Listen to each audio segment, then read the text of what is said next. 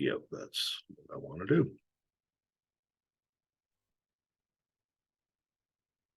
Perfect.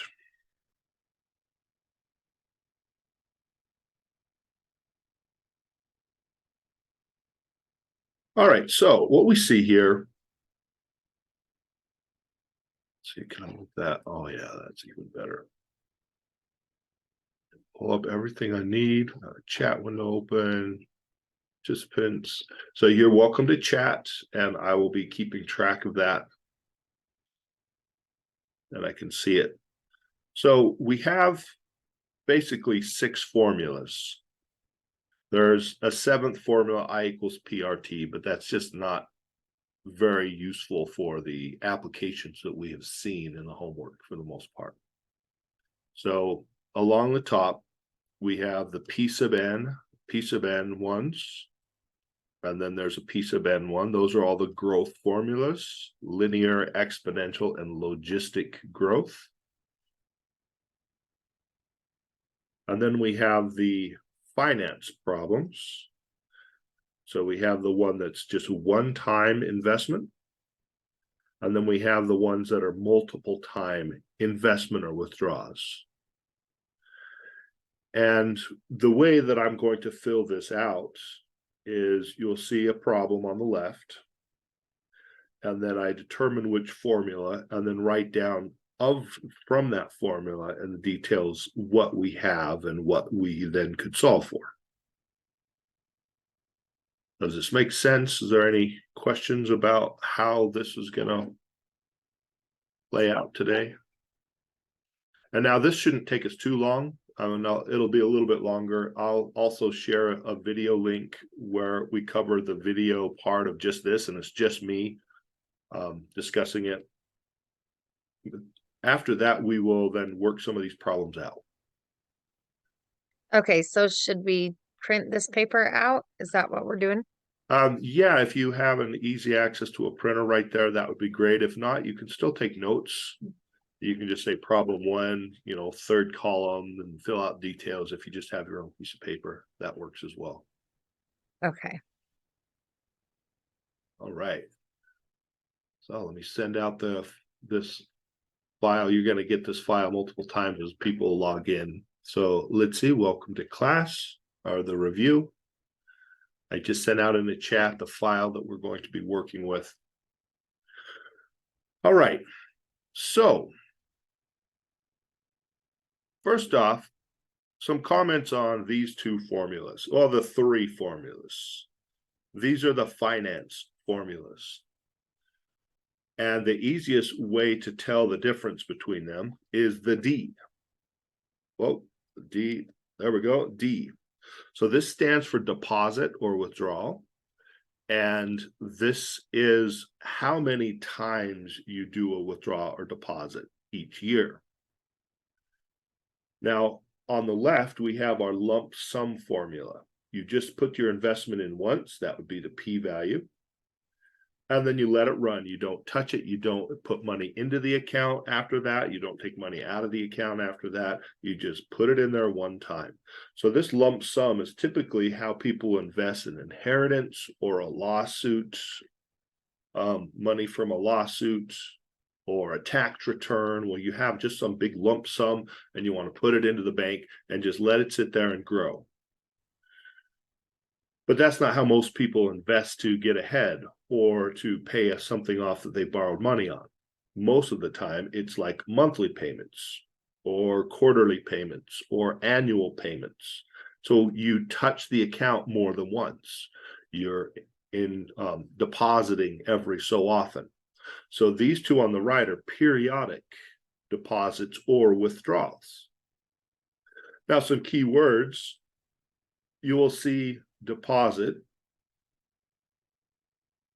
each so often, each month, each year, etc. And on the right one, we have withdrawal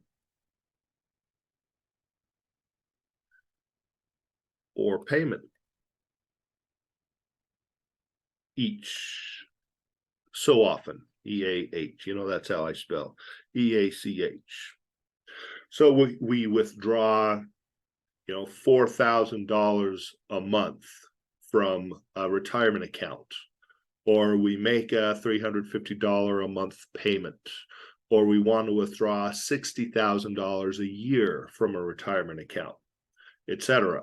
So it'll say, now it might say a payment each month, but it might also say a monthly payment. But you're clear that it happens more than once for the life of the loan or the savings account. You do it periodically every so often. Now, there are a couple of ways to know which formula of these two periodic ones to use in certain situations. Some people like to focus on the exponent because that's different. One's positive and one's negative. The one with the positive exponent will grow over time because the positive exponent is a growth factor. The situations where you have an account that grows over time is a savings account where you're making a deposit, or a retirement account where you're making a deposit every so often and it's growing. And so we have a positive exponent that goes with the word deposit. This is all about growth.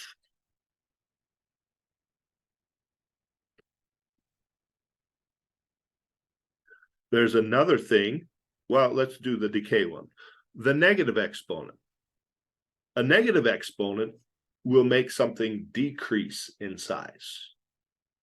So if you initially take out a loan for your car, like say you buy a $20,000 car, then your initial amount in the account, now this A can also be referred to as P or A sub 0, but it stands for the initial value in the account. It's going to decrease every time you make a payment. So if you're making a car payment or a loan payment, it's going to decrease. It's going to get smaller. If you make a withdrawal from a retirement account, that account's going to get smaller. So the negative exponent is for the situation where the account balance is getting smaller. So it's a shrinking situation. That account balance is either how much you owe on the house, that gets smaller over time, how much you owe on a car gets smaller over time, or you're a retirement account. After you stop investing and you retire, it's going to get smaller over time. So the negative exponent is for a decreasing situation, withdrawals or payments.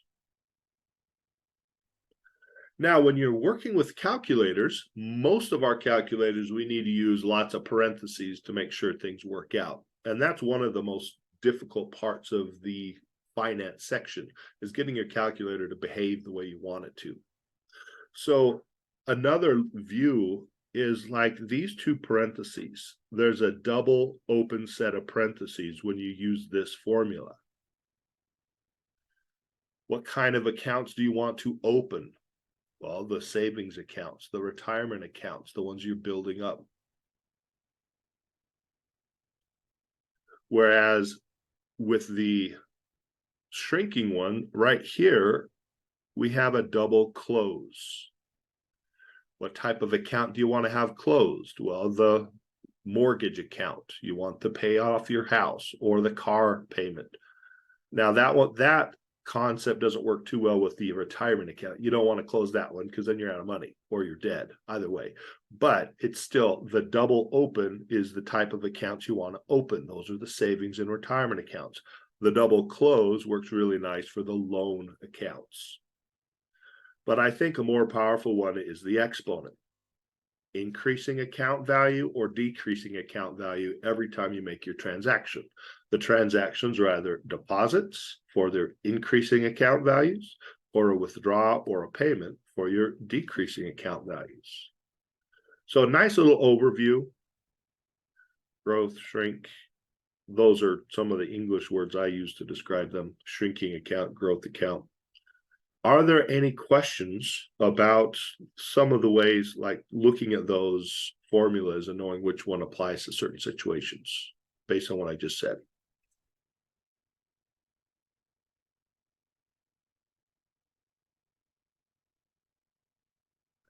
Okay, so let's go after the ones that say some kind of deposit each. So we're now going to look at the formulas, sorry, the situations. So we're looking for the deposit each. So these are the annuities that grow, savings accounts, and retirement accounts. So this first one is already done. Where's my highlighter? Thank you. Deposit each. There we have it. So we're looking for the problems that say deposit and each. Here we have a withdraw each. Let's put that in a different color. Let me actually change the colors up a little bit. For the growth ones, let's make it money, money, money. Green. These are the ones that are growing. Withdraws, withdraw each. Those are the ones that have the negative exponents. Okay, so find another one that says withdraw or deposit each, and you can chat or speak up, your choice. But for anonymity, if you don't want this recording to have anything to do with you, just go ahead and chat. Are these supposed to be the same questions that I have and you have? Yes. Are they not?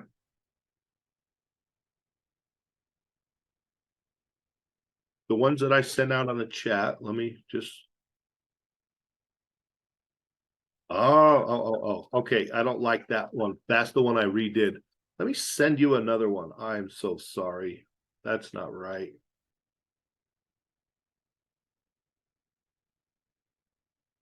Where are they? Finance review.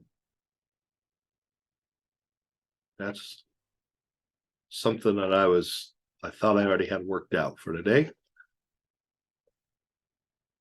Okay.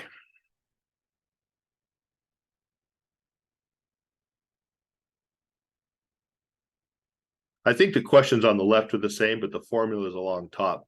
I think this is just a nicer way to do the problems.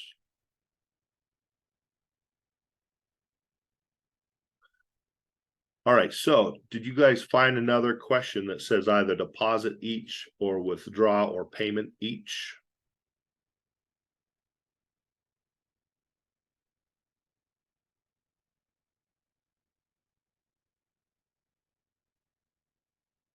Oh, thank you for pointing that out. I found another one, number 5. It says payment, monthly payment. So that would be payment each month. That would be our shrinking account, the negative exponent one. Now you do have to watch out because you will see the word each in other problems when they talk about the compounding. So it's not the percent each that we're looking for, it's the deposit or payment or withdraw each so many times. In this case, $100. It doesn't say each. You're not depositing this $100 each month or each year. It's just $100. So what's another question that has a deposit, withdraw, etc. each? What's the next question you find?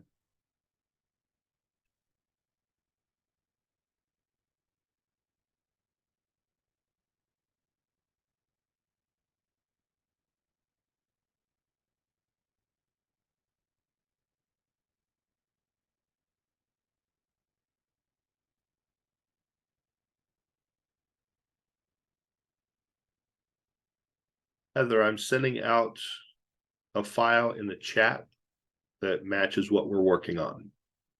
And welcome. Thank you. Okay, so we're again looking for the ones that say withdraw or deposit or payment each so often. Number 8 has pull out with this, which is a withdraw each. So this formula, we would use the one with the negative exponent. Yeah, Christian, absolutely. Now, number 9 does have the word deposit, but it doesn't say each.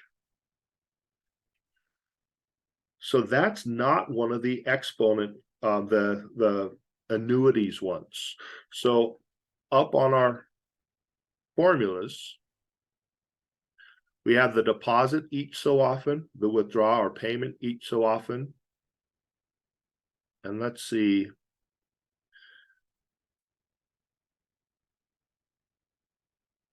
If it's going to let me erase. Oh, it didn't do that. Very good. So we have this one in green, the deposit ones. And then we have the withdrawal ones. We're putting those in red. And now we also have the ones that don't specify how often, and it's a lump sum. So they don't have the word each in them. All right. So there was another one that we saw. Oh, number 6. But that's not really, we'll figure out what to do with number 6 each year. I don't know if you've noticed this before,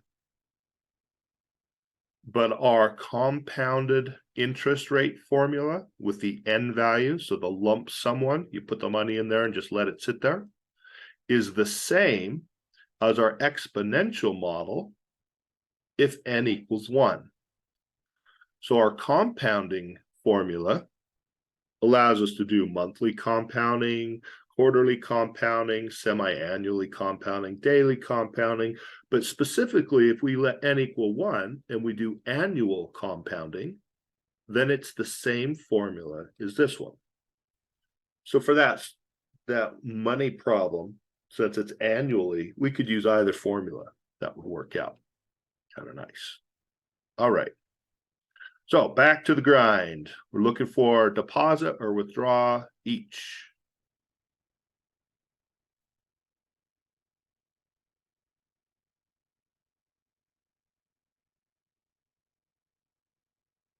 Second page. There we go. This one's not about money. Number 11 is about money. Which one do you think it is? Is it deposit, withdraw, or lump sum?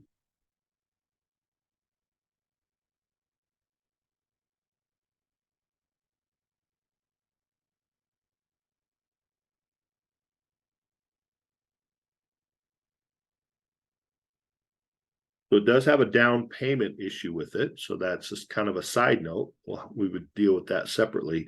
But eventually, it does say loan. That's a good indication of what this is. But it also says monthly payment. So that would be payment each month. So this is the one type. This is what we're looking for the negative exponent, the payment or withdraw formula, the one that decreases in size over time. Okay, the next one that has money involved, number 14. Well, 13 has some money involved, but there's no payment, withdraw, deposit, anything like that. Now 14 has deposit though. Deposit and each. There we go, deposit each. This is our growth formula.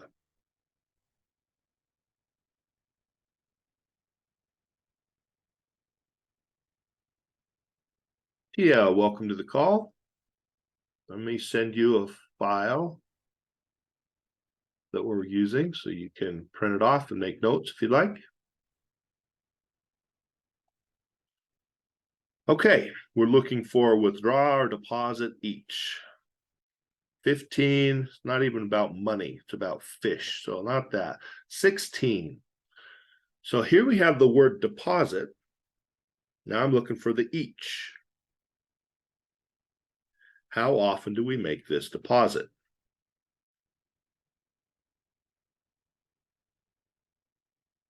Now this word compounded quarterly suggests that this is the lump sum problem, but we don't see ever that it says you deposit $7,400 each month, each year, each day. It doesn't say anything about that.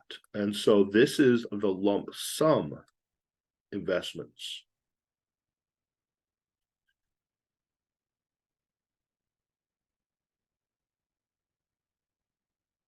Okay.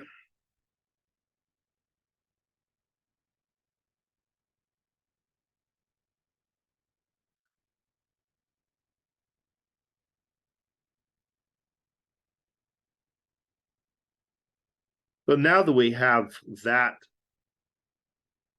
kind of summarized, how do we know when to use the one with the positive exponent or the negative exponent?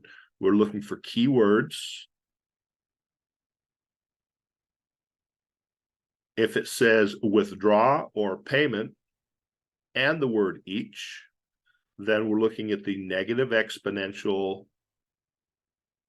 What's the word? I can't think of the word. Still can't think of the word. Whatever. This formula where you make the change every month or every year, etc. And if it says deposit and the word each, then we're doing the one with the positive exponent because this will increase over time.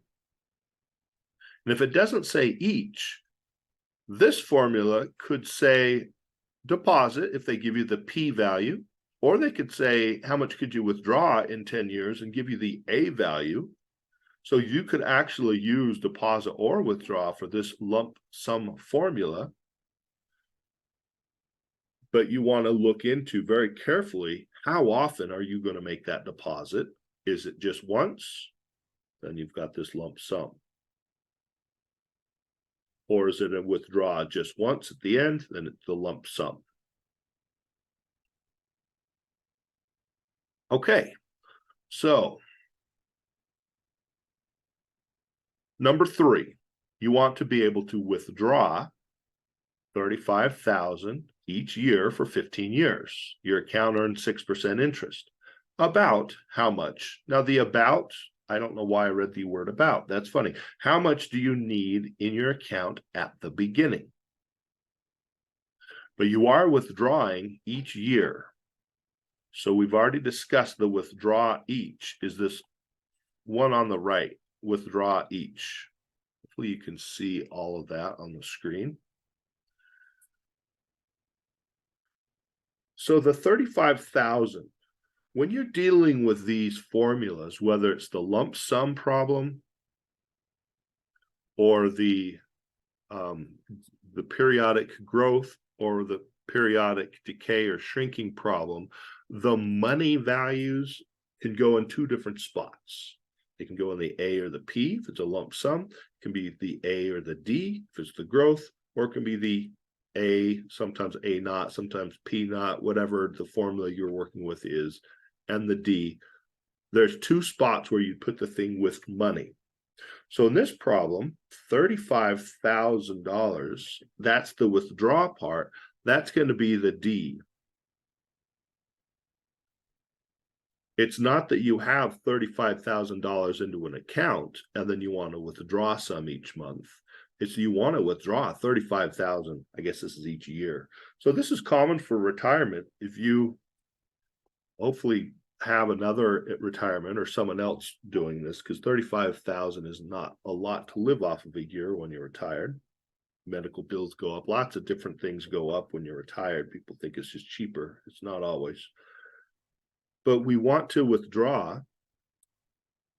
So we have D is 35,000. For 15 years, you want your retirement account to last 15 years. That's T. Your account earns 6% interest. Now, for the percent interest, you do have to divide by 100 to convert your percent into a decimal place. And that kind of stuff I do on a calculator because I don't like messing around on a test. Moving decimal places is not something I want to get wrong. There we go. Just divide by 100, because that way, if it's 0.385%, some people don't move the decimal place right when there's already a decimal place in the percent. Like 2.3%, Just take care of the percents with your calculator, play it safe. So that's how I'm getting the R value, just dividing by 100. And now the N value. The N value is different for the periodic formulas versus the lump sum formula. The lump sum formula, it's how often you compound. If compounded monthly, N is 12. Compounded yearly, N is 1. Compounded daily, N is 365. For the, I still can't think of the word that they call these. That's so weird. It'll come to me and I'll be like, oh yeah, that's right. Annuities, that's what they're called, annuities. Payment or withdraw annuities. So with the annuities, why is that thing doing that? There we go. The N comes from how often you make the change, how often you make the withdrawal or the payment, or how often you make the deposit. We assume the compounding happens at that same rate. And so it shouldn't say the word compounding on these problems at all. It's just that each month, N is 12. Each year, N is 1. In this case, it says each year. Oh, that is so weird. Why isn't that going with it? Oh, now it is. What? Okay, fine. So strange. Computers are strange some days. So each year, N is 1.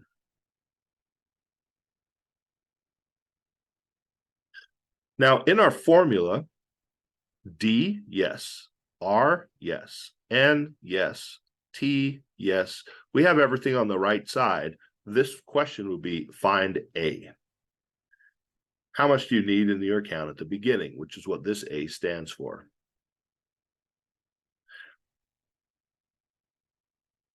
Why is this? Oh my goodness, I see what happened. There we go. It's all back to normal. Now, I want to ask you, we can go through the process of highlighting each set of words like we have, and then listing the information on each one of them, or we can do one at a time like this one and then solve it with the calculator. What would you rather see? Would you rather do all of the listing what we have and then at the end go through some homework or some problems, or do you want me to just do this problem right now while it's fresh? Get some votes. You can chat your vote if you'd like, now or later. Now, do this problem now. Later, let's finish this process and then do it later.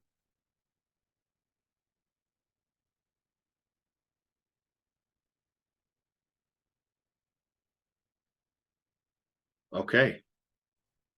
Now, so far the nows have it. Let's do it. Okay. So our formula will be A equals 35,000 parenthesis 1 minus parenthesis 1 plus the rate 0.06 divided by n, which is 1 parenthesis to the parenthesis -1 times 15 close double close divide by parenthesis 0.06 over 1 parenthesis. Whew. That's plugging everything in.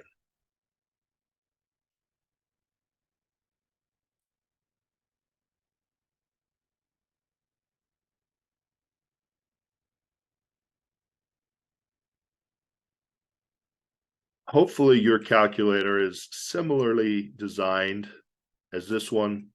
All the TI calculators have a similar layout, and that's the most common one. And so that's why I like to work with this one. And to save batteries, it has an auto off feature. Are you kidding me? It's on the computer. Oh, well, it's all good. It really is identical to the original calculator as far as how it works. So I like to just type this in left to right, top to bottom, following all the parentheses. If you have a TI calculator, the parentheses that are there now are the parentheses that you need. I have heard mentioned that some people need extra parentheses around that 0.06 over 1. If you need them, that's fine. Also note that some of your teachers might be working with the formulas that are in the book, and those don't have the exponent parentheses. They're missing. So I've worked with the ones where there's a parenthesis around the exponent because a lot of calculators need that. So just depends on which formulas your teacher uses. If they haven't told you yet, you can send a note to them and email them and say, which of the formulas are you going to provide on the exam? They might say one type, they might say another type, or they might say both. So there are 2 formula sheets out there for faculty to choose from.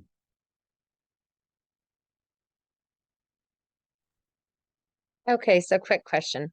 Yes. I've noticed sometimes that you have to do the whole parenthesis thing and do the whole top line, figure out the answer, and then do the bottom line and then divide them. But sometimes I can put the whole thing into my calculator and it will give me the right answer. How do I know when I need to do the top and then the bottom versus doing them both at the same time? You can always do both techniques. To make sure the first technique always works, make sure you have your numerator parenthesis and your denominator parenthesis, and then your calculator will work the top out and work the bottom out and then divide. That's weird because sometimes I've had it not do it. Yeah. And then if I do it separately, then it works for some reason. What calculator do you have? The TI 30X2S, whatever. Yep, one of my favorite ones. So this calculator, the layout is almost identical to what we have here. Yeah. So if you're careful with parentheses, you can just type this in. So you can do this with me. 35,000 left parenthesis, 1 minus, and I'm just going straight through this left to right. Left parenthesis, 1 plus, and the red one, if you go through what I'm doing now and it doesn't work, then you want to try with that red parenthesis as well.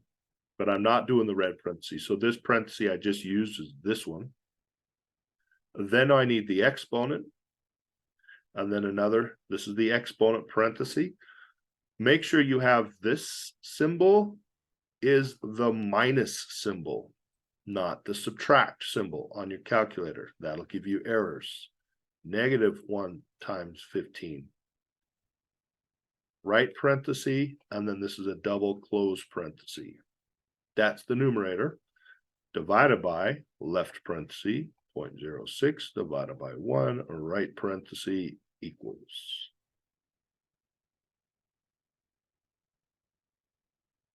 All right, we've had one more person join the class, Marwo. I'm going to send out the document we're working with.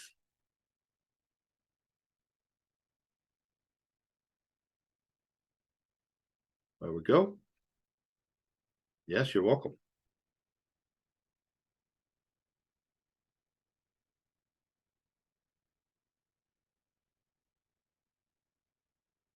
Let's also do this.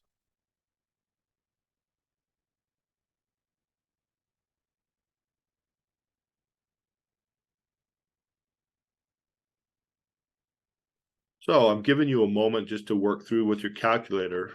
And if you don't get this answer, that's part of what this review is about, is get you consistent with your calculator.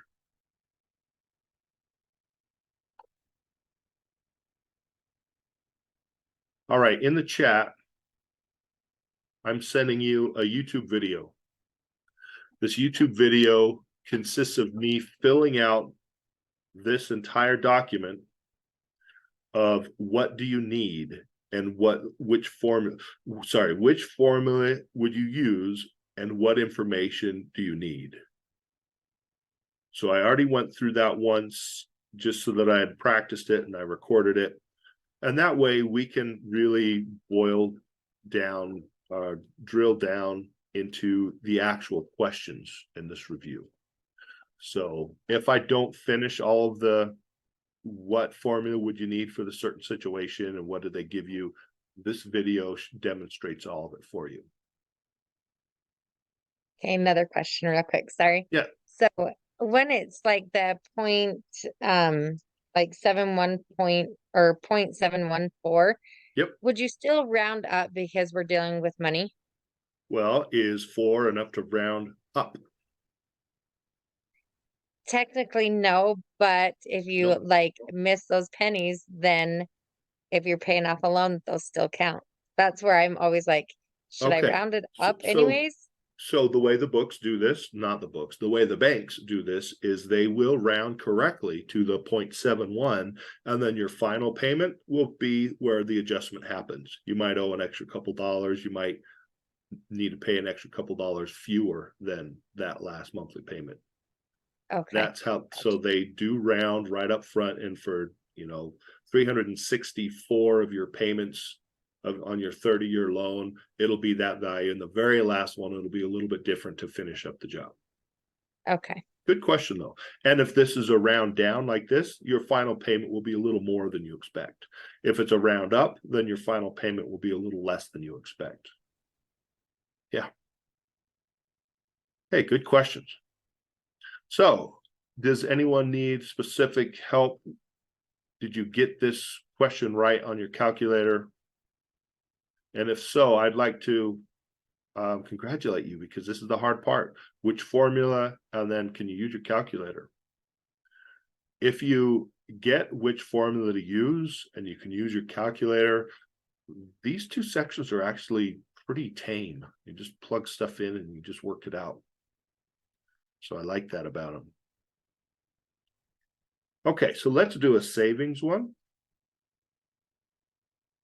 Here we have number 14. So we have already established that it's a deposit each year. No, I don't want to do it each year. All right, we're going to a loan. Number 11. There's not even a withdrawal. That's so crazy. All right, that's fine. Number 11. So it is a monthly payment. So we're still working with the negative exponent version of our formulas on the right. And now this is about a down payment. You plan to pay 20% as a down payment. Okay. Take out a 30-year loan. So there's our T value. T is 30. What is your monthly payment? N is 12, because it's a monthly payment.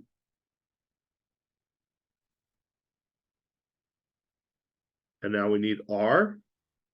This one actually doesn't have R, so it's not a complete question. Okay, fine. We can't solve this one. But we do want to talk about, what about the down payment? So this is the A value, how much you're taking out from the bank. And this is the way I like to work it out. If you have a 20% down payment, you still owe 80% on the house. So A would be 0.8 times the 224,000. Where did the other 20% come from? I don't know. You must have had it saved up, or someone gave it to you, or who knows. But as far as the bank goes, you're only borrowing 80%. So that would be the 3. We need one more value. We need the R, interest rate, to be able to finish solving that problem. That problem's in there to, again, practice the loan and monthly payment, looking for the keywords so you know which formula. And then how do you handle down payments? You could also do 20%. That's your down payment. That's how much you go to the bank with, and then figure out how much is left. And that's how much you need to borrow. I'm just suggesting that this is easier.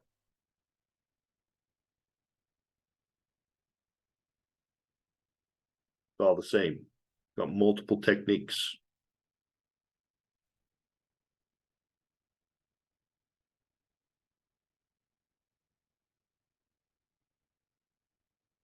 Okay.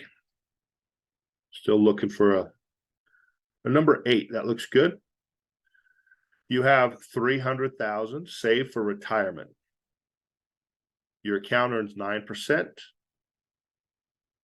How much will you be able to pull out each month if you want to be able to take withdrawals for 25 years? So again, it says pull out. Let me just move just that piece. Okay, fine. There we go. Pull out and withdraw similar question or similar statements and each month. So we know this is the formula on the right.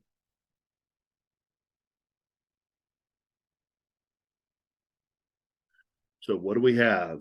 You have 300,000 saved for retirement. That's the amount in the account. Now that would be very different if that were D. I would love to be able to pull out $300,000 every month for retirement. That would be a great retirement. Sadly, it would last me about 1 month, and then I'd be done. So that's how much is in the account. Interest rate R, 9 divided by 100. Pull out each month, and is 12. If you want to be able to withdraw for 25 years, T is 25. So this has a complete set of information. We can solve this problem. But first, are there any questions with getting the information out of a problem or which formula we're working with?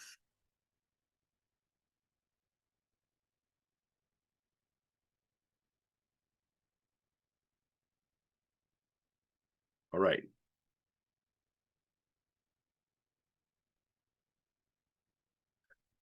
So we would have 300,000 equals D times 1 minus parenthesis 1 plus 0.09 divided by 12 parenthesis to the negative 12 times 25 double close divided by 0.09 divided by 12. All right. It's time to show you some tricks. Not really tricks, it's more just knowing how to use the tools that you have available. I am praying right now. I don't really pray, but I am intending strongly, actually I do pray, but not about math. Better to be prepared than to hope, that you have an answer button on your calculator. Most of them are right around here, ANS. I bet all of you do, but there might be someone that's rocking a Casio that doesn't have one. In which case, you will just, you could do the same kind of stuff, I'm about to do with your store and recall.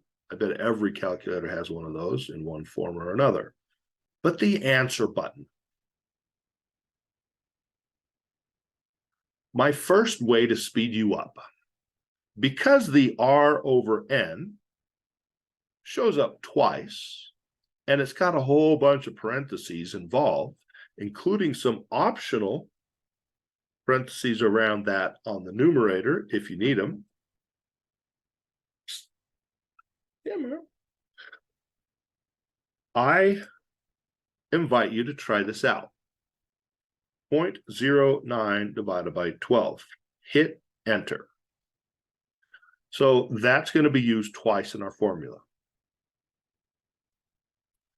Now, whenever we see that, when we're working the right side of this out, instead of writing it out, we can just use the answer button. Let me demonstrate.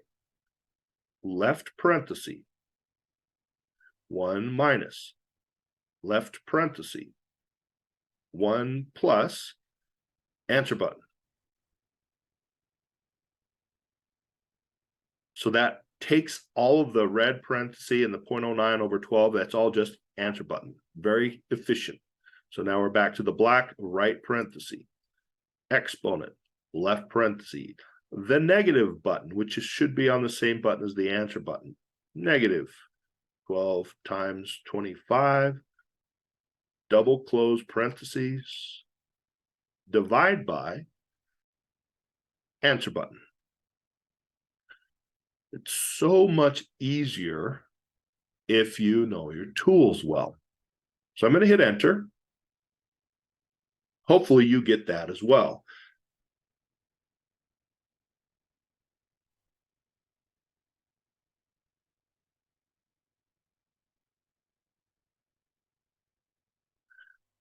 So now we essentially have 300,000 equals D times this number. So I'm going to write this down, even though I don't normally write this down because I jumped this step. But right now we have 300,000 is approximately equal to D times 1.19. Oh, sorry, 119-ish. It's not exact because I haven't written this whole thing down. However, it doesn't change my next step. My next step is to solve for D, which is to divide by all of this 1.19, sorry, 100. Oh, wow, 119.1616222. Don't know the rest. It goes on forever. Divide that into the 300,000. So again, we're going to use the answer button. Now the 119.16-ish stuff is in the answer spot because whatever's last on your screen is in the answer button. So if we do 300,000 divide by answer, we will solve for D. Now, why this is so important to do something like this, whether you're writing down all the decimal places and then typing them all back in, or using the store recall button or the answer button, is you don't want to round until the very last chance. Right here, we would round $2,517.59. That would be our monthly withdraw from this account, and it'll last for 25 years. Question, can you live off $2,500 a month? I hope so. By that time, you probably have your house paid for. If not, then, living assistant community, that's not much money to go off of. Then you have Social Security. Hopefully that'll be around when we need it, All right, so D equals that over so I can see it. There we go.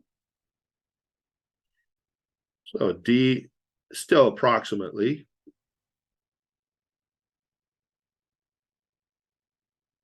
$. Now on the test, you'll get the $ symbol already there for you. Very much like the homework, so you shouldn't lose any credit for not using a unit. You can thank me for that. I write all the exams. Or you can be like, why did he do that? Now I'm going to miss it when I go to my career. Hopefully not. Any questions with this or with using the answer button? If you So haven't these are played, going to be, yeah, sorry, these are going to, all 7 of these are the only ones we're going to use, right? yep. Cool. For this test, those 6. Well, I equals PRT, probably not, but these 6 formulas. So it's on your next exam. That's it. Awesome. Thank you. You're welcome. So while we're at the answer button, any questions with it? It is super useful. Now, is it worth practicing this weekend? I think it is. I think it'll clean things up. It'll make it more efficient to type into your calculator.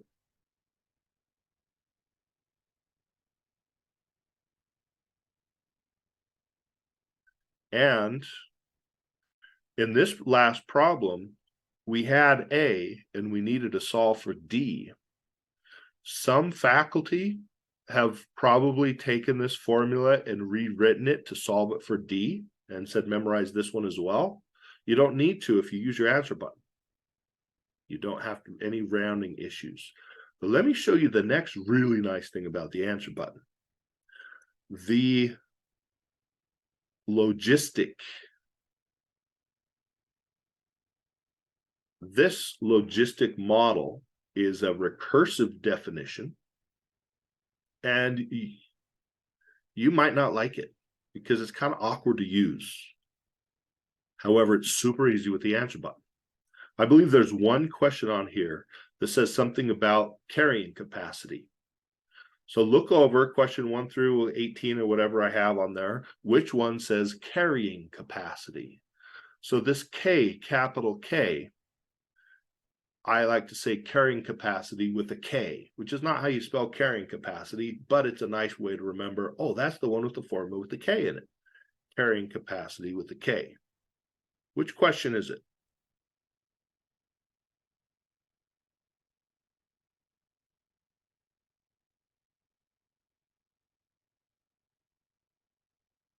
Either the carrying capacity or the concept of carrying capacity.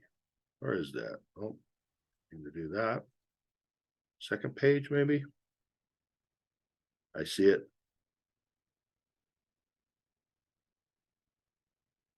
I don't see it. I see it. Number 15. Take a look at number 15. Number 15 says carrying capacity.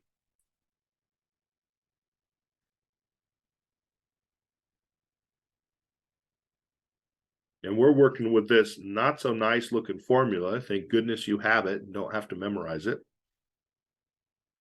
So first up, what do we have? Assuming there's a certain population of fish in a pond. Carrying capacity is 1,000. That's K. Come on, calc. There we go. It's weird. Did not want to write. Absent constraints, the population would grow to, take that percent and divide by 100, and you get R equals 2.2. Initial population, that's the P sub 0.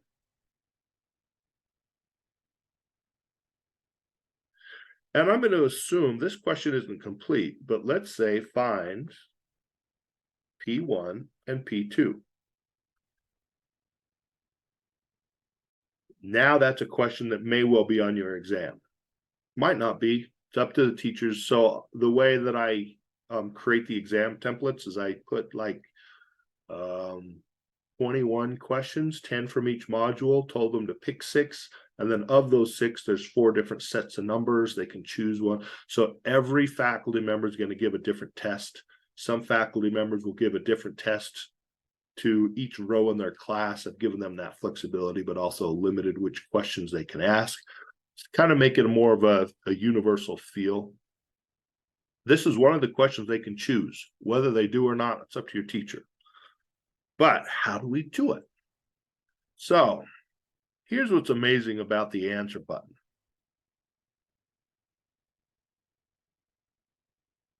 Get all this stuff on there. There we go. Close enough. Hopefully you can make that out on the top.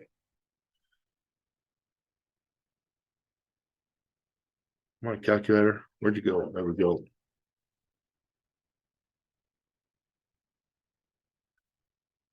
So this is how you do logistics with the answer button.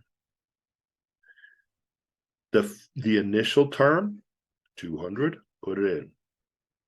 Enter. Okay, and we've begun. Now we're going to code the right side, this messy side,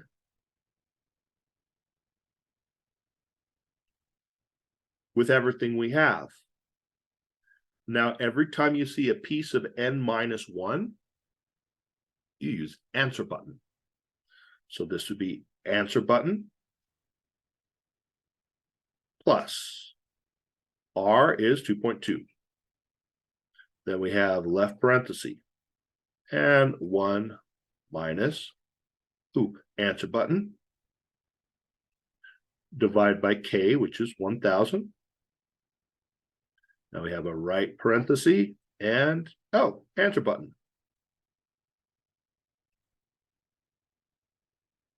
When I hit enter, this will compute P sub 1.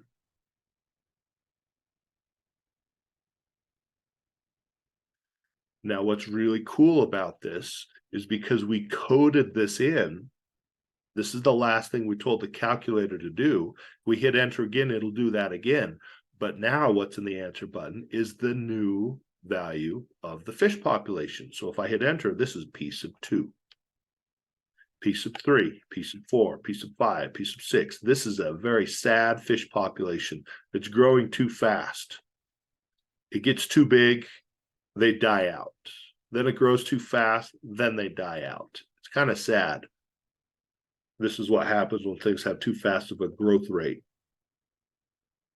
It's trying to limit off to 1,000, but it actually ends up getting to 2 unstable populations.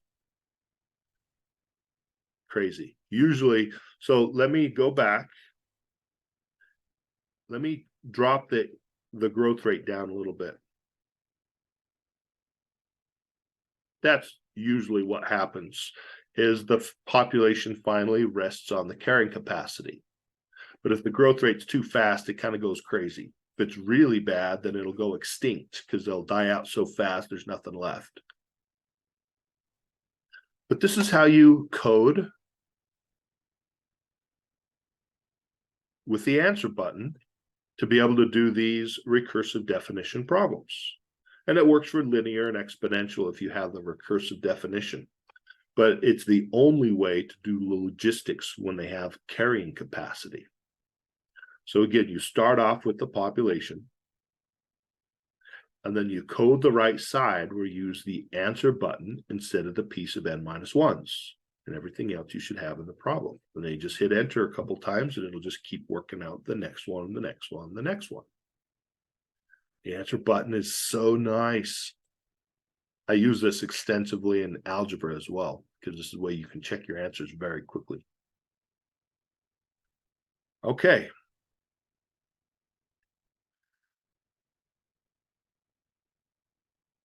So it's about 11 o'clock. Let's work out the lump sum ones. So this is the yellow one. So it does say deposited.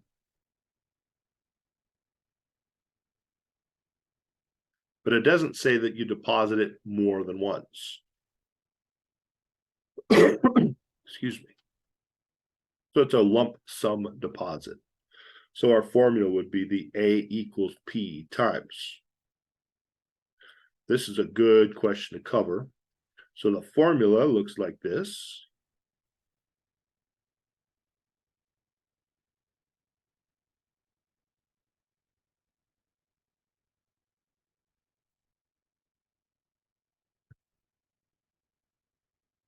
And we have 2 number values. We have 7,400 and 9,300. So we just have to figure out which of those go in the 2 number spots. Now with the A and the P, there's some nice ways to remember. P for past, A for after value, or the previous value in the after value, or the present value in the after value. If this is an increasing situation, increase, then the previous value, the past value, will be the smaller one. It's also your deposit. All right, so we deposit 7,400, and it's going to increase to 9,300. What else do we have? Interest rate, 2.85 divided by 100, 0.0285, over compounded quarterly, that's n equals 4.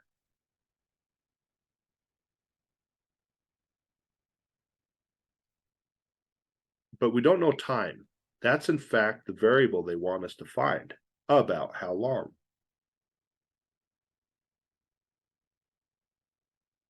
Okay.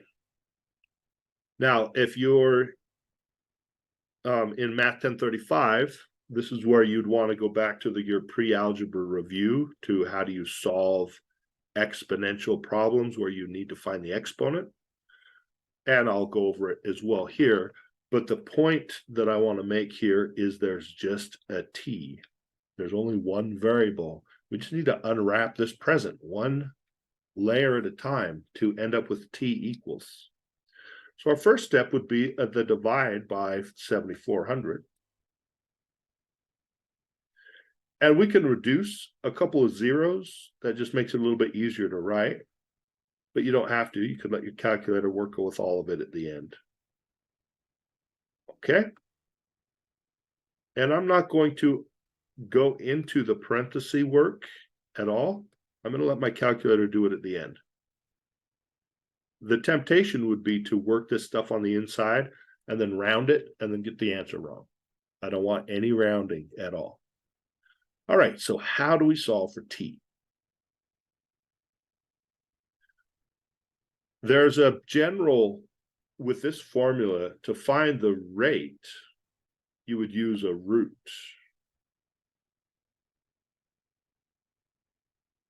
To find the time, you use a log. If you've ever worked hourly, then you have to log your time. But you take log of both sides. What this allows you to do is to invoke the rule of logs that allows you to bring the exponent and write it down in front as a coefficient of the log. The left side just looks worse. That's fine. It's going to get worse from here as well. But the right side, we can bring this 4t out in front. The whole point of the log is to free up the exponent so we can get access to it, because that's where our gift is. That's where the prize is. We want to solve for t. So it went from in the exponent to out in front where we can get to it. How do we get to it? Well, we need to divide by the 4 and the log.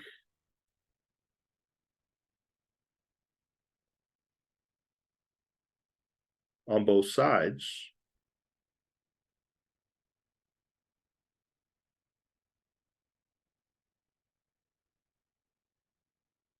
And then we have t equals.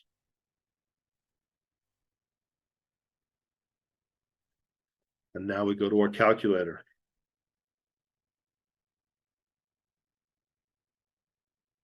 This is definitely a complicated problem. The algebra involved to solve for t is 1010 level. You might see it 990 as well, but that's the prerequisite that you should have, or that you learned in 1035. Doesn't make it any easier though. All right, so log. By the way, you could use ln all along as well if you'd rather, but I just picked the log today. 93 divided by 74. There's our numerator. Divide. Now the denominator, to make this work, because there's a product in the denominator, I need to encapsulate the denominator to make sure that product happens before it turns into a denominator. In general, the safest approach to your calculator is put a parenthesis around the numerator, the denominator, and the exponent. And that'll make everything safe. Already, I'm working with the formulas with parentheses around the exponents to play that safe. But the denominator, now the numerator is just one number, so a parenthesis on the numerator wouldn't help, although it wouldn't hurt. Parenthesis 4, then log, and it opens up its own parenthesis, so we're right here now. 1 plus 0.0285 divided by 1, close parenthesis. That's not a 1, that's a 4. Like, my bad. Hit enter. And I don't know what they were asking for as far as rounding, but let me move that to the right now. Fix the issue. That was a 4. And double check the rounding. About how long? Really? About how long? It is compounded quarterly years. T is in years. So maybe 8 point. Come on. 8.0. What? Something keeps taking the focus on my pen. 8.05 years would be a good approximation. Pull back over the calculator so you can see how I rounded.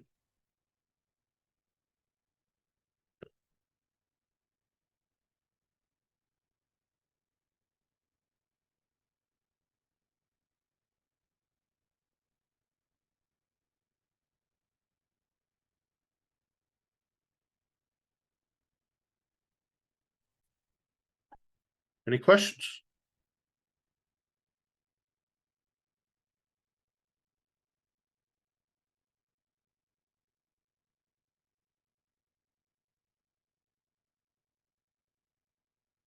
So far we've hammered in the right three formulas. We haven't used the middle formula, but it's all, parentheses, and the answer button technique that I talked about for the right one works as well. And we've done the logistic. So we really just need to look at the linear and exponential models now.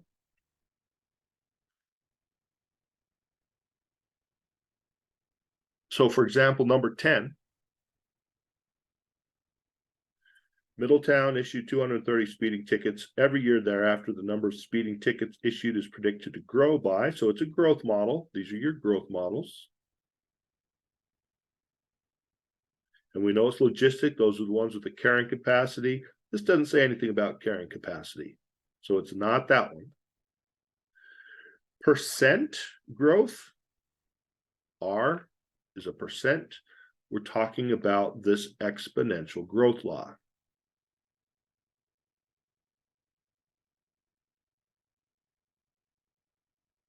So what we would have is Middletown issued 230 speeding tickets. That would be P sub 0. The rate is 10%. Divide that by 100. And then they don't have enough information for us to answer the question any further.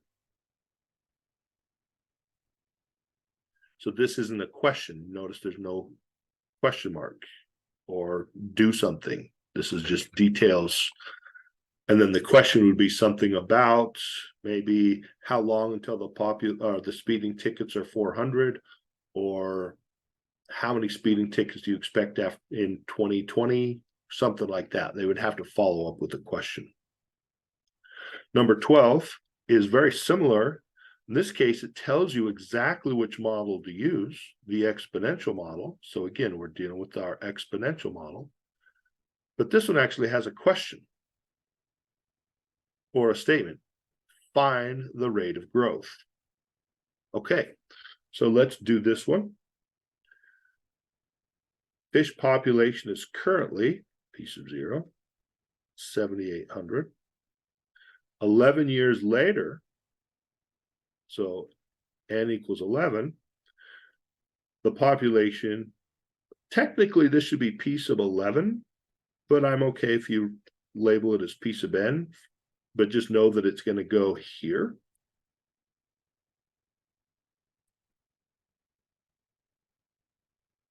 $14,000.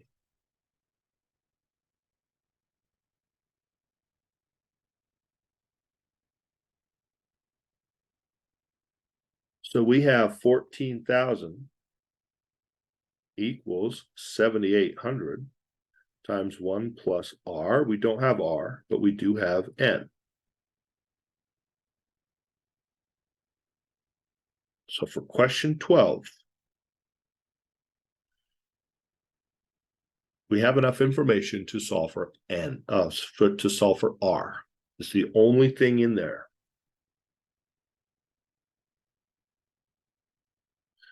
The rate, we have the time, that was 11. So we just worked a problem where we wanted to find the time, and time log. You use a log to find the time. You use a root to find the rate. So this question, we're going to end up using a root somewhere down the line. Let's unwrap this present.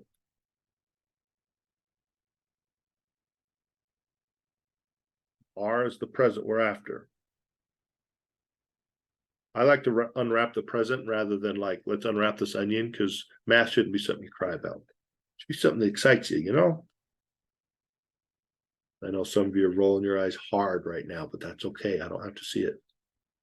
All right, so we have a little reduction just canceling out the zeros so I don't have to keep rewriting them. We get to here. Now we need to unwrap the exponent. A log won't do it. A log will bring the 11 down in front, but it'll lock up the R inside a log worse. Instead, we have two choices. Either the 11th root written like this, but then the question becomes, how do you do that on your calculator? Or the equivalent of the 11th root, which I like to write better because it's to the 1/11th power. Because here you can see the 11 over 11 reduces. We now just have 1 plus r. You can see why this works. The root gets rid of the exponent. It still works similarly. But we also now have something that's easy to plug into a calculator. No questions on how to handle that. Okay, we're almost done unwrapping our present.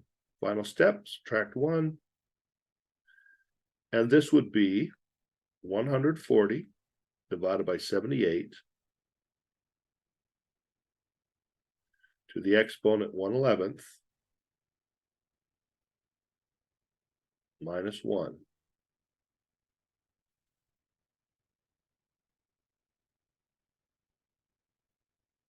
Let's see what we get.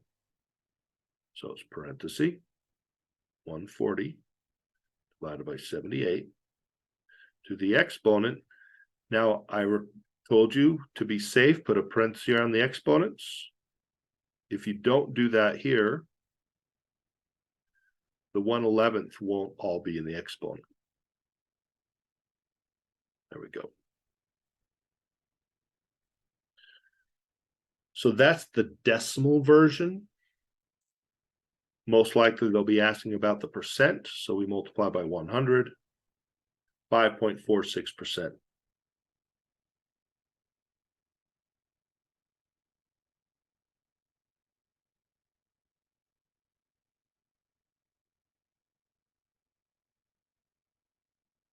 So that's probably the hardest example of what you get on the exponential growth problems.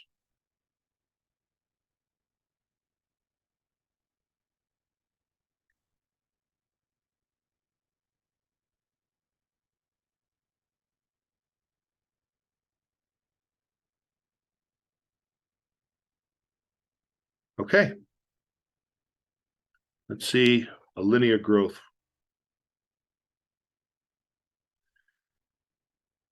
And these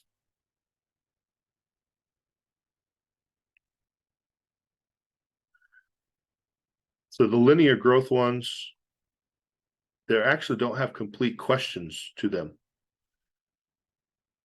And I originally designed this spreadsheet to help you recognize which formula to use and then to pull out the information you need or that they provide. But some of these aren't full questions. So I'm looking now at the linear growth. The key to linear growth, it's the same constant growth or decay. So you're always adding or subtracting. For example, question number 2.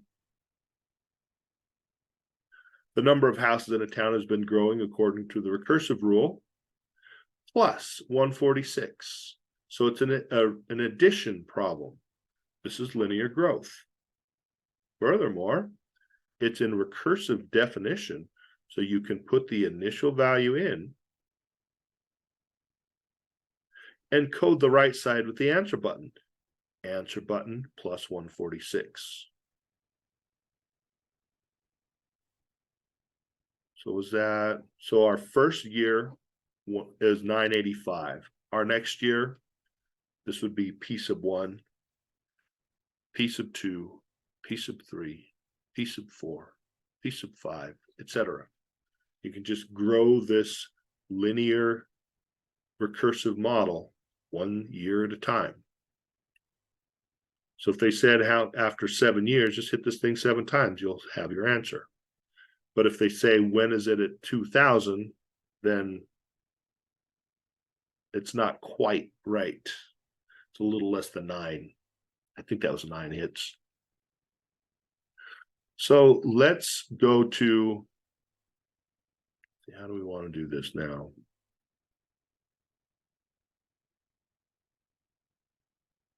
Well, do you have any specific questions that you'd like to see that you came to the review prepared for? Because maybe there's some linear ones there.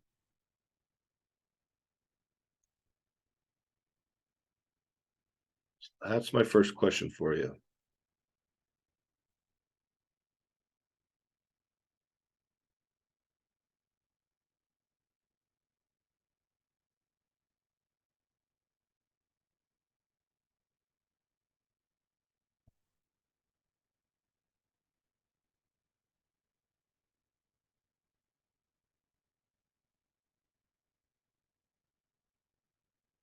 If not, here we have a question on the left from the homework. So I'm fine with just doing questions off the homework because that's essentially where I pull all the questions for the exams anyway. So again, this is a linear model. I can see that it's a linear model because of the plus 55. So you're just adding 55 to get to the next value. But we also have p sub 0 clearly is 60. That's given to us. And the plus 55 is the d value. Where our formula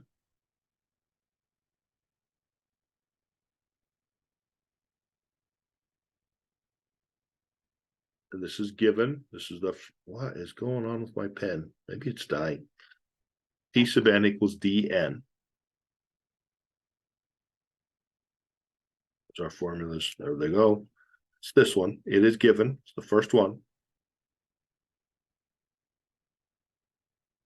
We can just plug stuff in and get the general formula.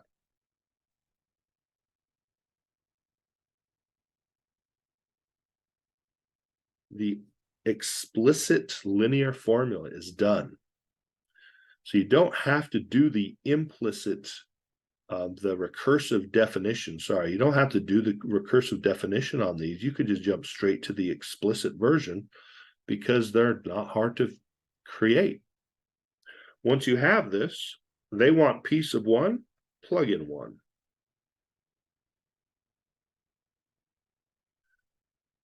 I think it's 115. They want p sub 2, plug in 2. I think it's 170. Let's find out. Yes, it is. They want the explicit formula. Hey, we started there. There it is. So the linear model, you need p sub 0 and d for your constants, and you get those directly from the recursive model. There's p sub 0, there's d. Very quick to work out. Now for p sub 100, plug in 100. Not so bad. Now for the recursive definition, starting out with 60. Answer button plus 55. There's the 115. There's the 170. That's 2. 3, 4, 5, 6, 7, 8, 9, 10, 11, 12, 13. I would lose count before I got to 100. That's why it's so nice to have the general formula.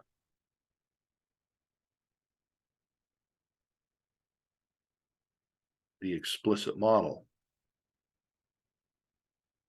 So it's nice to have the understanding of the recursive definition with your answer button. You can get a few, verify them, but you also want to jump to your explicit model as soon as possible.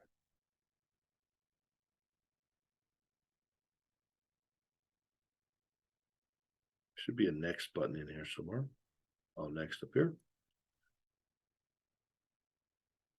Plus 136. That's linear. This is different. Street lights. It says linearly, so we know what formula we're working with. P sub n equals P sub 0 plus dn. Formula is given. Linear. 4 months ago, at T sub 0, there were 31 lights. So this is 31. Or later, n is 4. There are 59 lights. So we have a previous value and a later value. Those go in the P spots. And then n is 4. So what we can do here, I didn't mean to do that. Oh, there's an undo. That's nice. There's our present. Let's unwrap it. So you subtract 31. That's 828.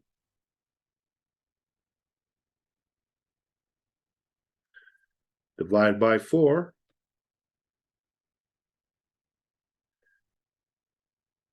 And we have the pieces we need.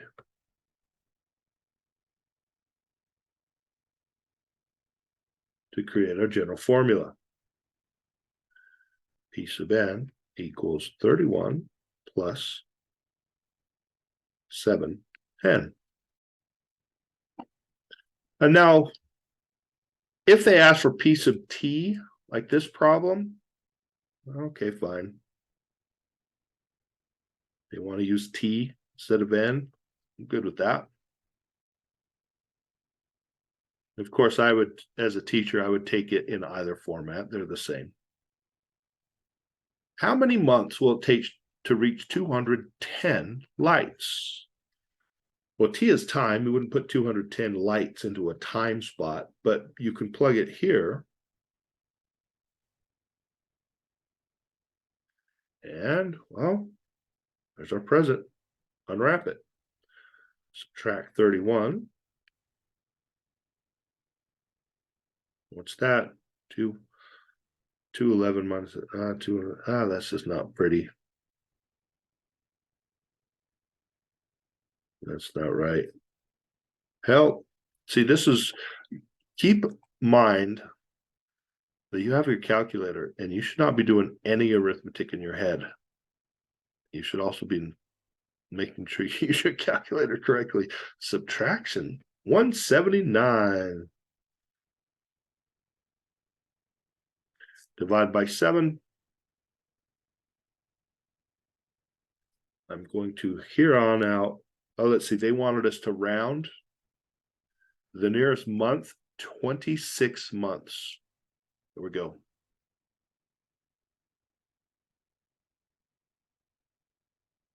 The linear model really is easy to work with because there's only add, subtract, multiply, divide going on. There's no roots. There's no fraction exponents. There's no logs.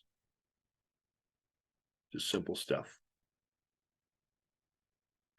All right, so it's 11:26. I think this was set to go till 11:20. I don't know if you have to leave. I'm okay continuing on for another couple, until you guys don't have questions.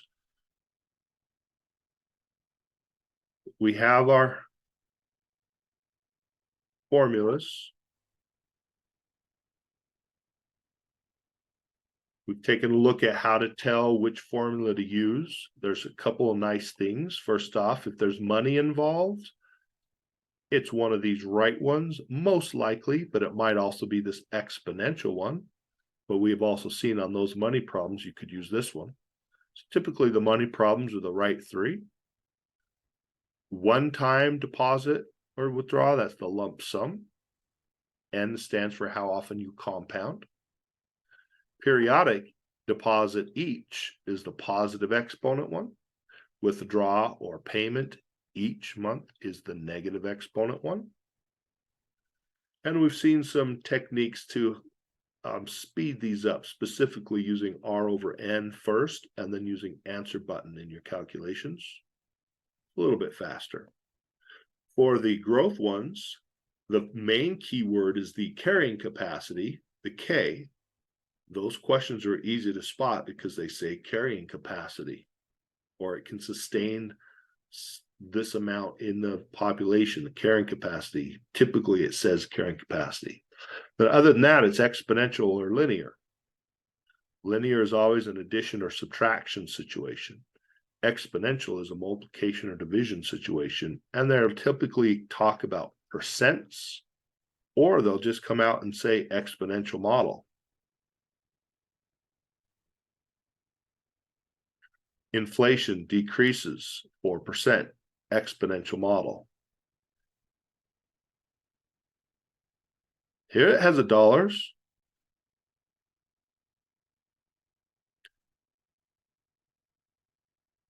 That's not an investment, though. There's no interest rate anywhere. So that's not a growth rate problem. Sorry, it's not a finance problem. I guess that's another way you can tell the finance problems from all the rest, is they give you the interest rate or they ask about the interest rate. Something to do with the interest rates required, though.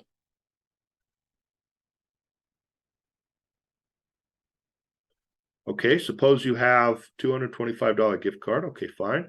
You spend average $23 a week for gas. So your $225 will go down by $23 every week. That's a constant subtraction. This is a linear growth problem. First formula. D would be negative 23 because it's going down. And P sub 0 would be the 225. And then what do they want to know? Depends on what the follow-up question is.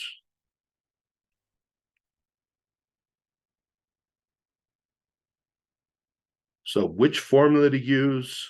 Hopefully that's more clear. You have some extra things to help to determine which formula, how to use them. It's calculator questions. Now, any questions from the class? So the very first, the P sub n, the first equation, that's going to be a constant subtraction one. Addition or subtraction depends on if D is positive or negative. Okay. So how do we know, like, is there a way to figure out for sure which one to use out of those two? Like easy way? Whether D is positive or negative? No, on the first and the second. Yeah, so if they give you a percent, that's the R value. Okay, that's right. Probably the easiest one is they'll tell you they'll talk about exponential or they'll give you a growth rate as a percent. Gotcha. Yep. So on the one on number 15, there's not really an answer there, right? It's probably enough to determine which formula to use, but not enough to answer a question. Yeah, for number 15, it says carrying capacity. So we know the formula to use. K, the one with the K in it. And then I followed up with find P1, P2, because those are the typical questions that follow up with the carrying capacity questions. Gotcha. So there wasn't an answer that we put, but that's just finding out which formula to use. Yeah. And then this will be I guarantee you that's the question they follow up with, because that's the only thing we've seen in the homework. Okay, so since you're such a cool teacher, you're just going to give us add and subtraction problems instead, right? If your teacher doesn't choose the carrying capacity one, then the 6 questions will be somehow like the rental company problem, or the growth rate, the exponential ones, Middletown one. There'll be one of these two. Like maybe it's 3 and 3, 2 and 4, and that's up to your teacher which way they decide to pick the 6 questions. And if your teacher is giving you 2 hours and letting you take it in, like if you're in an online class or if you're in a live class but they're doing a testing center, they might make more than 6 questions from each module. It's up to your teacher. You can ask them those questions and they should have an answer for you. So since you're our teacher or my teacher, then you're going to be awesome and give us like no problems, right? Just kidding. No, I want you to just do them all correct so it's quick for me to grade. So yeah, I think I have 6, 7, I think I put 13 questions and there's at least 6 from each module. One of them has an extra 7th question. I believe that's what I did, but it's right around 6 each, 6 or 7.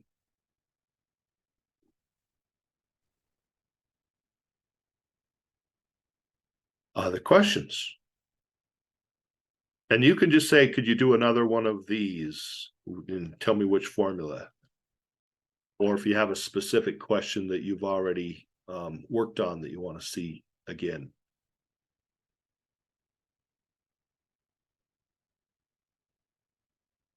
Could you make, or do you have an extra one for us to like do on our own if we're in your class? From where? Like just so we can say, okay, do we have this like as a practice test for us? Oh, to make a practice test? No, we don't do practice tests unless they're like twice as long as the original one. Because that's not something the math department does, to give you practice tests that are like really similar. Let's see, Heather has a question. Growth problem that uses exponential formula. So let me just go with the growth models. Exponential.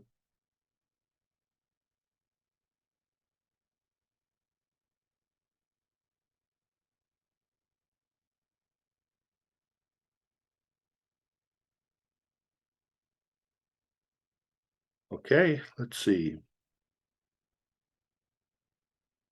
So we have the find the rate. We did one of those. Find the rate. Find the time. That would be a log problem. Given the rate, find the population.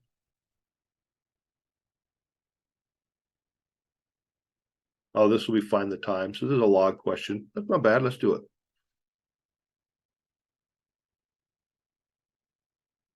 Out of the way.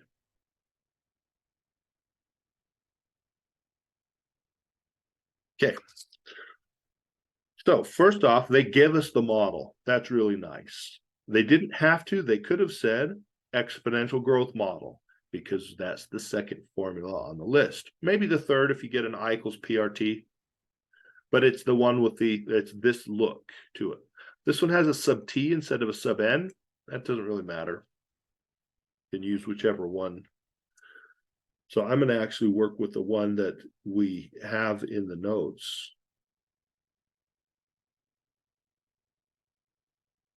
So we get more practice with what you'll be given. Okay. Provost's population in 2020. So that's our initial time frame. That's where we're pulling the initial value from. Growth rate is 9%. We divide that by 100. But we don't know the N value. Oh, we will know that actually. So here we go. 2028 minus 2020. We want to look 8 years into the future. So the N value, well, N or T, whatever variable, doesn't matter. As long as you know where to put it, that's what matters. N equals 8. And so we're actually going to be finding P sub 8, but most students leave that as P sub N. Technically not correct, but that's not the class you're in to take points off for that kind of stuff. Hopefully not. Maybe your teacher does. I don't. Okay, calculator.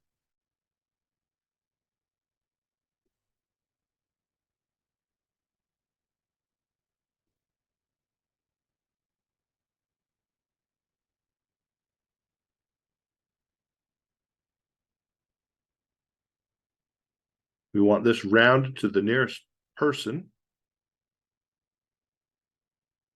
So this would round up to 30, ending with 30. There you go.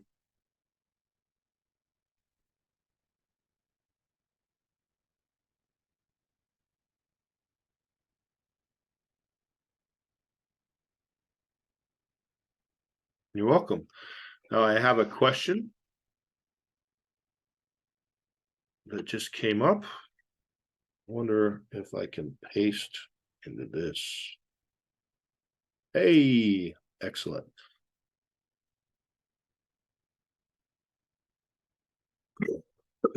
Excuse me. All right, this is a direct message. It's not in the chat that you can see. After making the 30th payment of $466.08 on your car loan, you wanted to find out how much is left of your original 5 years at 4.5% compounded monthly of the $25,000 payment. And we don't actually need the $25,000 payment. So this is a car loan. We're doing monthly payment. So we have a formula for that. The formula is A equals D times 1 minus, parenthesis 1 plus, R over N to the parenthesis minus NT, double close over R over N. And yes, I have these damn things memorized. Crazy. So this is the payment each month. 30th payment of, boy, I am assuming that's a monthly payment. It doesn't say. However, I also told you that in order for these formulas to work, the compounded has to match up with the frequency of payments. So monthly is given there, N is 12. So on this question, let's figure out 5 years is 60 payments. We've made the 30th payment. We have 30 payments left over. In terms of years, we have 2.5 years left over. We need to know that because that's the value for T that we're going to use. T is always in time. Sorry, T time is always in years with these formulas. Okay, so the question really is, I mean, we paid off a whole bunch of money on this car. The question is, how much do we still owe? And we can use the same loan formula to do it by using this $466.08 in the deposit. Same interest rate, same 12, but use the 2.5, which is the time left over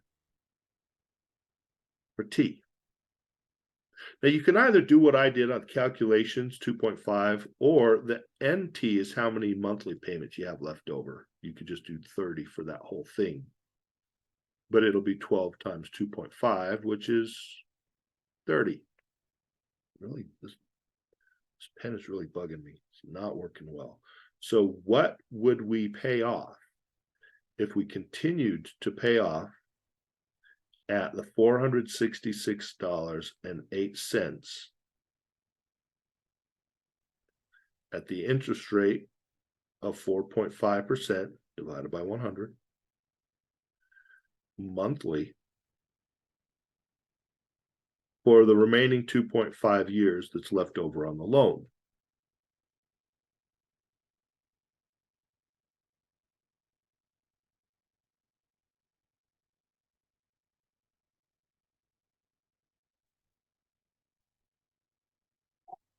So, and maybe that'll help. Yep. So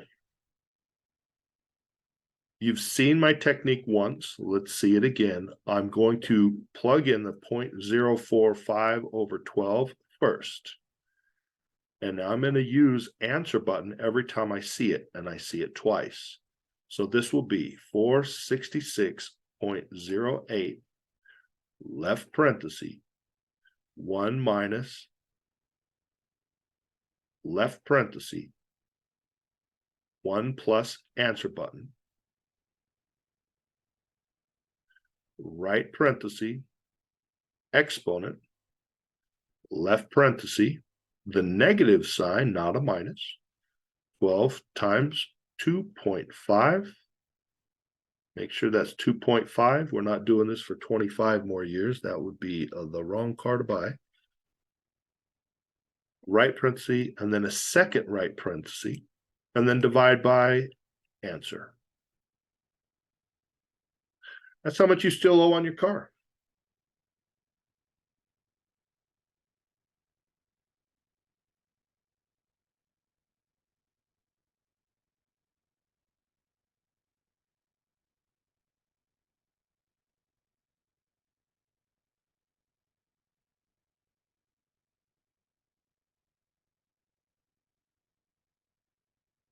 There are other ways to do this problem, but I think this is by far the easiest approach because it's not a new formula. It's the same formula you have, but it's just one formula. So if you want to know how much is left on a loan, just simulate, keep paying that loan for how much time is left, and it'll tell you how much you'd pay off, which is how much you still owe at the time you start that simulation. You're welcome. Other questions? Looks like we have some people dropping off now. If you have to go, I understand this is already going over the time that I said it would, but I just want to give you guys the best review I can.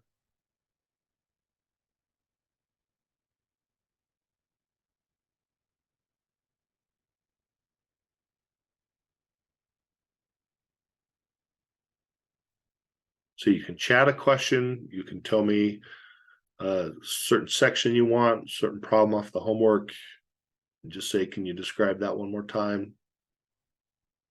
Or if you're out of questions, we can just ring off, and then as soon as the recording is done, I will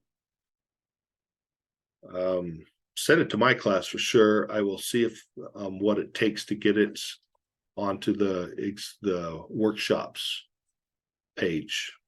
I think I can do that. Figure out how.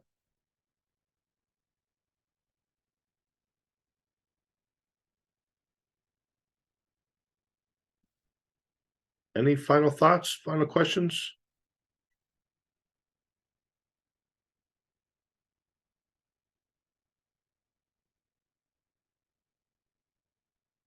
Okay.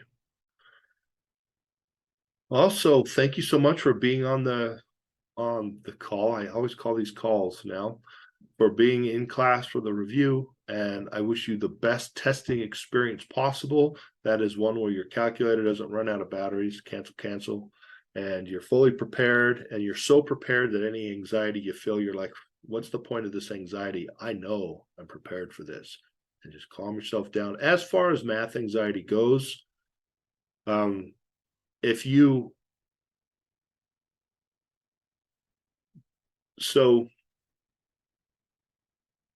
math anxiety, testing anxiety is about survival.